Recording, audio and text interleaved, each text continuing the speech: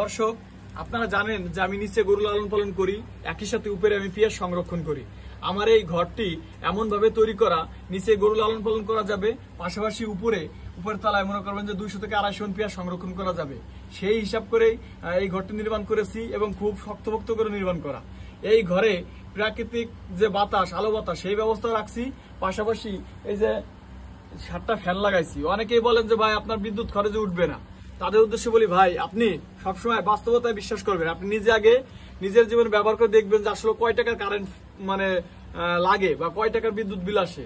আপনারা তো না জানে কমেন্ট করেন যে এই 7টা ফ্যান চালালে পরে আপনার বিদ্যুৎ বিলই উঠবে না, যে টাকা খরচ হবে সেই টাকা পেঁয়াজে আপনি লাভবান হবেন না। এই 7টা ফ্যান যদি আমি প্রতিদিন 6 থেকে 8 ঘন্টা চালাই তাহলে মাসে 200 টাকার বিল আসবে। 10 মাস যদি পেঁয়াজ সংরক্ষণ করি তাহলে পরে 10 দুগুণে কত হয়? আপনার হিসাব করেন 2000 টাকা। 2000 টাকা তো 1 মণ পেঁয়াজের দাম।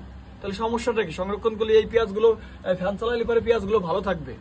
আপনারা অবশ্যই বাস্তবিক জীবনে এগুলো ব্যবহার করে তারপরে মতামত জানাবেন। আমি নিজে আজ 2 বছর ধরে ব্যবহার করতেছি, তেমন কোনো বিদ্যুতের খরচ হয় না।